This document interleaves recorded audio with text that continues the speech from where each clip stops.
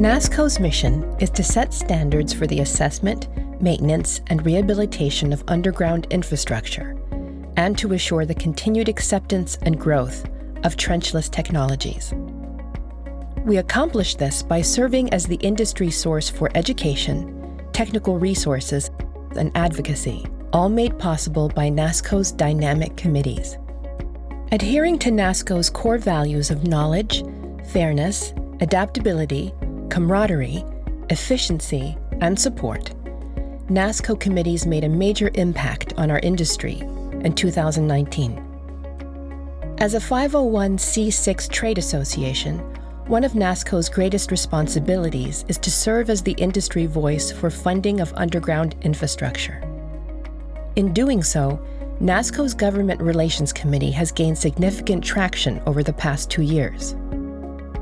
In December of 2019, a contingency of 8 NASSCO representatives from across the country gathered in Washington, D.C. to meet with local representatives and share the need to fund the repair of water and wastewater systems. NASSCO has identified 3 key recommendations. Recommendation number 1, increase funding for collections and conveyance infrastructure. Specifically, NASSCO encourages expanded funding through federal programs to increase funding to assess, rehabilitate, and repair or replace wastewater and stormwater collections and conveyance systems. Additionally, the Government Accountability Office should complete a report to Congress analyzing the state of collections and conveyance infrastructure and the national need for its maintenance and repair. Recommendation number 2, strengthen asset management requirements and funding. A good way to accomplish this is by requiring system-wide asset management plans for all applications for federally subsidized grants and loans. It should also be required that certified inspectors perform inspections of collection and conveyance systems, and that a standardized identification and assessment method be used to assess pipe conditions. Finally, technical and grant assistance should be provided to hardship communities that lack the financial and technical resources to develop comprehensive asset management plans. Recommendation number 3, maintain regulatory compliance enforcement. NASSCO recommends the full funding annually to federal programs and offices that directly and indirectly ensure that the Clean Water Act and National Pollution Discharge Elimination System (NPDES) permits remain in full regulatory compliance. We realize it may be difficult to travel to Washington, D.C., so NASSCO has made contacting government leaders quick and easy for everyone. NASSCO's Sewer System Heroes program at NASSCO.org provides a tool that identifies your leaders and automatically sends pre-written, time-sensitive emails on important issues, including support of the coronavirus relief package. You can also access the tool by texting the word PIPE to 25994. NASSCO's Infiltration Control Grouting Committee was busy behind the scenes working to build awareness of grouting and provide resources to make sure the work is done right. Development continued on curriculum for a new inspector training certification program focusing on grouting, while the committee also worked on the development of a white paper based on grout test cell research and continued its efforts on a new specification guideline for capital grouting, which will be published in 2020. Since safety is the cornerstone of everything we do, NASSCO's Health and Safety Committee is always standing by to help other technical committees address matters pertaining to the protection of workers and our communities. This year, the committee was busy addressing CIPP safety emission research results from Louisiana Tech University's Trenchless Technology Center. Delivered late in 2019, the research findings prompted the Health and Safety Committee to update NASSCO's CIPP safety guideline to address TTC recommendations as a goal for 2020. But more on that later. NASSCO's Health and Safety Committee also created a safety manual template covering policies, confined space entry, hazard identification, and more. Closely tied to NASSCO's PACP training, the Infrastructure Condition Assessment Committee is one of NASSCO's busiest committees. With a primary focus on ensuring PACP is up to date and accessible to the largest number of people possible, the IA Committee provided input and updates for revision 7.0.4, which will be released in late 2020. With the growing need to assess pressure pipe conditions, the IA Committee also developed a coding system specific to addressing this demand, which is slated for inclusion in PACP version 8.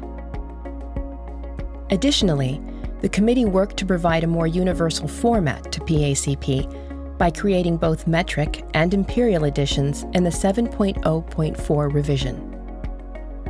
Finally, the IA Committee did its part to represent infrastructure assessment through its presentation at the WET Show in 2020. With awareness of NASSCO's training programs growing around the globe, the impact and influence made by the International Relations Committee is also expanding. NASSCO partner CISTT, Colombia's Institute of the International Society for Trenchless Technology, was instrumental in Bogota adopting PACP as their standard. Another important NASSCO partner is CIRU, the Center for Expertise and Research on Infrastructure in Urban Areas in Canada. Through this partnership, PACP is available to French-Canadian-speaking professionals in the province of Quebec. The committee is also busy translating PACP version 7 into Spanish, along with the Manual of Practice for Trenchless Technologies and Asset Management. In addition to longer-term projects, including the development of the Sewer Lateral Rehabilitation and Replacement Manual, in partnership with ASCE and UESI, the Lateral Committee advocated for the protection of trenchless technologies specific to lateral applications. Through the hard work of this committee's Plumbing Code Work Group, IAPMO granted NASSCO's petitions to amend Uniform Plumbing Code 715.3. A little background. During the development phase of the 2018 UPC, IAPMO's Technical Committee approved a proposal that banned the use of cured-in-place pipe in building sewers made of cast iron pipe. Prior to the change, wording of Section 715.3 allowed the use of CIPP.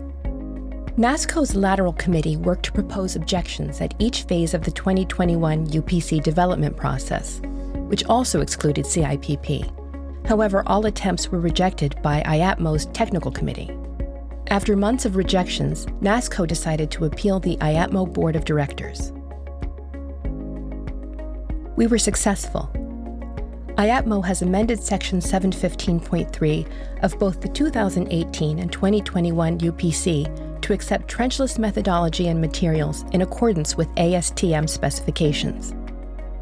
NASSCO's persistence and advocacy resulted in a successful resolution that protects CIPP and other trenchless technologies for our entire industry.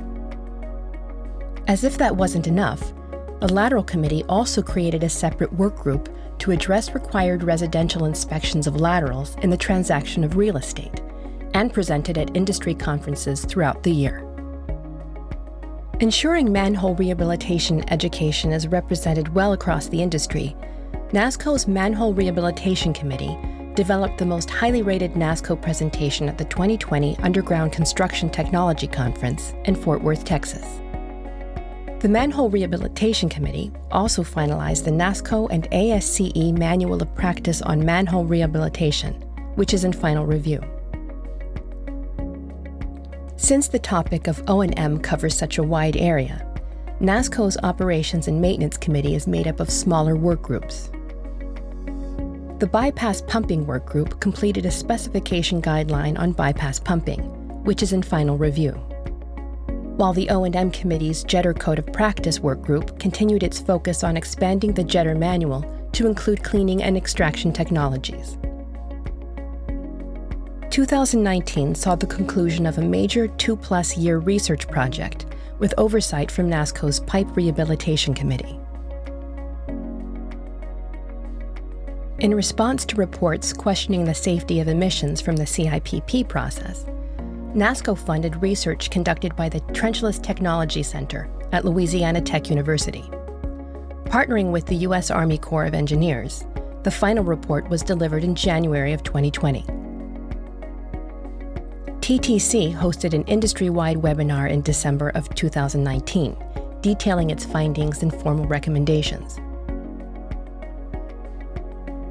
As a brief overview, testing included styrene and other volatile organic compounds, different geographic locations covering 9 total sites, pipe lengths and diameters ranging from 6 to 36 inches, measurements captured before, during, and after curing at termination manhole, and measurements at various locations in the surrounding outside area and inside nearby buildings. Worker exposure was also measured via personal exposure monitors. In summary, TTC's recommendations focus on 2 main areas: liner transport trucks and emission stacks. TTC recommends that active air monitoring be utilized at initial opening of the liner transport truck door to ensure a safe work environment by those entering the truck. Further, at the initial opening of the liner transport truck door, PPE should be worn by those entering the truck. TTC also recommends a perimeter of 15 feet be implemented around exhaust manholes and emission stacks during curing. This perimeter could be entered for short amounts of time not exceeding 5 minutes. If this area must be entered for longer than 5 minutes, PPE should be used. Additionally, TTC suggests that emission stacks should be a minimum of 6 feet in height to enhance the dispersion of emissions and lessen the likelihood of workers entering the perimeter from having to cross into the plume, even when wearing PPE. In close partnership with NASSCO's Health and Safety Committee, the Pipe Rehab Committee's CIPP Safety Work Group will continue to keep a pulse on additional ways to keep our workers and communities safe. TTC's full report and webinar may be found at NASSCO.org. NASSCO's Pressure Pipe Committee's objective is to establish standards to assess and rehabilitate force mains and water lines. Through this committee's work in developing technical articles and presenting at industry conferences, including UCT, the committee has made significant strides in sharing information about the evolution of rehab technology for water mains and other pressure pipes, the operations and maintenance of pressure pipe linings, and various case studies to help the industry learn from practical experience. The Rehab Zone Committee, which partners with Underground Construction Technology to present a hands-on display of trenchless technologies each year at UCT, found new ways to improve the 2020 exhibit with an improved floor plan, new technologies such as UV Cure, and a special education day for students. NASSCO's Software Committee works with all software vendors to establish and implement uniform programs that incorporate PACP, MACP, and LACP.